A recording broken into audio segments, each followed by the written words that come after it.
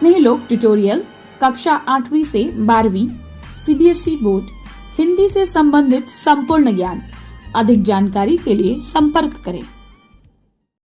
नमस्कार दोस्तों, आप सभी का स्नेहलोक कहानियों एवं कथाओं के महासागर में स्वागत है। दोस्तों, आज हम कमला विमला निवास के नए अंक के साथ उपस्थित हैं। कहानी का नाम दोस्ती। सर्दी, गर्मी, बरसात, हर मौसम का अपना अलग महत्व होता है। हर मौसम का अपना एक अलग ही मजा है। वैसे गर्मी की उमस भरे दिन और तपती हुई दोपहर के बाद गर्मी को शांत करने वाली संध्या का आगमन होता है। बच्चे भी गर्मी से बेहाल होकर संध्या का इंतजार करते हैं। अरे ये क्या, बिजली गुल हो गया बंटाधार। ये लाइट चली गई, अब ना पढ़ाई। चलो सब छत पर चलते हैं। बिजली के गुम होते ही पूरा मोहल्ला छत पर उपस्थित हो जाता है और उसके बाद चाय, नाश्ता और रात का खाना भी छत पर ही। अंधेरे के साथ रोटी और सब्जी खाने में बच्चों को अलग ही आनंद मिलता है। अंधेरे अंधेरे में कितनी रोटियां खा जाते हैं पता ही नहीं चलता। और संजू, उसके तो मजे ही मजे हैं। एक तो पढ़ना नहीं पड़ेगा और ऊपर से अंधेरे की आड़ में ढेर सारी बदमाशियां कर सकेगी। इन बदमाशियों में रेणु और अमित उसके बराबर के हिस्सेदार होते थे। इतना शोर मचाते हैं तीनों मिलकर कि पूरे मोहल्ले वालों को पता चल जाता है कि कमला विमला निवास के बच्चे छत पर चढ़े हैं। और उसके बाद शुरू होता है अंताक्षरी का दौर। शुरू करो अंताक्षरी, लेकर प्रभु का नाम। मौसे अमित, तुम मौसे गाओ। मुझे माफ करना ओम साईं राम, मुझे माफ करना ओम साईं राम, तुझसे पहले लूंगा मम्मी डैडी का नाम। हाँ, मौसे रेणु, अब तुम मौसे। मेरा मुल्क, मेरा देश, मेरा ये वतन, शांति का, उन्नति का, प्यार का चमन। नसे। संजू दीदी, तुम नौ से। नाना करते प्यार, तुम्ही से कर बैठे, करना था इकरार, तुम्ही से प्यार, तुम्ही से कर बैठे, नाना करते प्यार, तुम्ही से कर बैठे। ये सब क्या हो रहा है? इतना शोर शराबा। संजू, तुम नहीं सुधरोगी ना? इतना चिल्ला चिल्ला कर कोई गाना गाता है क्या? ए जी, रहने दीजिए ना। अब बचवा सब अंधेरे में क्या करेगा? क्या करेगा? अरे बैठकर कहानी किस्सा सुनाएगा और क्या। चलो ठीक है, आज मैं तुम लोगों को एक कहानी सुनाता हूं।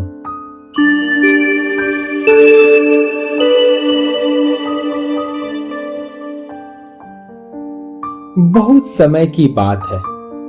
एक गांव में दो दोस्त रहते थे, रमन और विमल।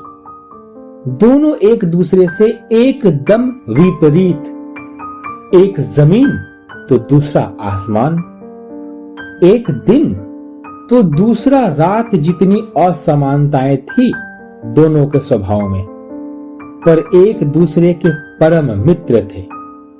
चोट एक को लगती तो दर्द दूसरे को होता था। पूरा गांव रमन और विमल की दोस्ती की मिसाल देता था। अगर एक की तबीयत खराब होती तो दूसरा भी स्कूल जाना और खेलना बंद कर देता था।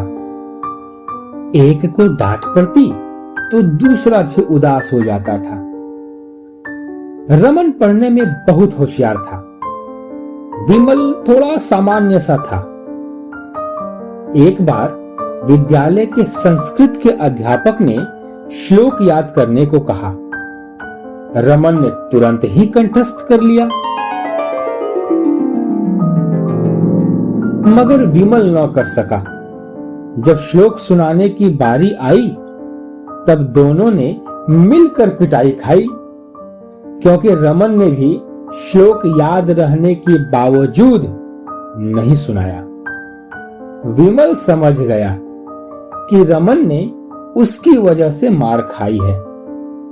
विद्यालय की वार्षिक खेल प्रतियोगिता की गई, जिसमें सभी बच्चों ने खूब उत्साह के साथ अंश ग्रहण किया। विमल खेलकूद में बहुत होशियार था। दौड़ प्रतियोगिता में विमल ने जानबूझकर अपनी रफ्तार कम कर दी ताकि रमन जीत सके। इस तरह की अनेकों घटनाएं हैं रमन और विमल के दोस्ती की। दिन बीतते गए और दोनों बड़े होते गए। जैसे जैसे दोनों की दोस्ती गहरी होती गई, अन्य दोस्तों की जलन भी बढ़ती गई। उनके दोस्त इसी फिराक में रहते थे कि कब दोनों में झगड़ा हो। किसी न किसी प्रकार वे दोनों के कान एक दूसरे के प्रति नफरत के भरते रहते, परंतु विमल और रमन सुन के भी अनसुना कर देते थे। पर कहते हैं ना, एक झूठ अगर बार बार सुनाया जाए तो वह सच जैसा लगने लगता है। कक्षा 10 का रिजल्ट निकला। हर बार की तरह रमन प्रथम दर्जे से पास हुआ, लेकिन अथक परिश्रम के बाद भी विमल का स्थान दूसरे दर्जे में ही निकला। इस परिणाम ने उसे अंदर से तोड़ दिया। मौके की नजाकत को देखते हुए कुछ दोस्त विमल के पास जा पहुंचे और उसे बताया कि रमन ने फर्स्ट आने की खुशी में घर में भोजन का आयोजन किया है तथा सभी मित्रों को बुलाया है। यह सुन के विमल के गुस्से की सीमा न रही, क्योंकि पहली बार रमन ने अपनी खुशी में उसे शामिल नहीं किया था। अग्नि में घी का काम दोस्तों ने तो तब किया जब उन्होंने कहा कि रमन ने कहा है कि विमल का ध्यान तो हर वक्त खेलने में ही रहता है, पढ़ाई में न तो उसकी बुद्धि है और न ही मन।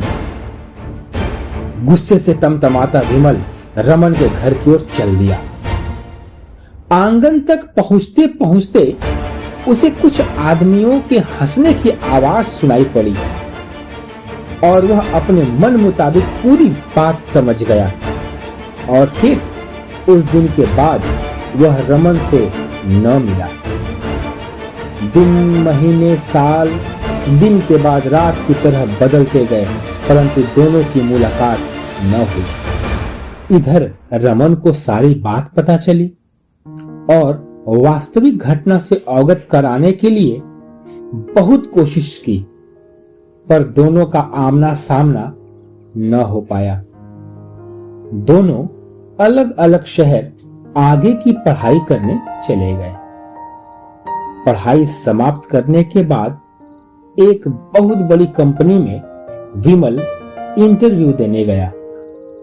बहुत उम्मीद और बहुत आशाओं के साथ वह अपनी बारी का इंतजार कर रहा था। ठीक उसके आगे की कुर्सी पर एक पीले शर्ट वाले आदमी पर उसकी नजर गई और अचानक उसका दिल धक से धड़का।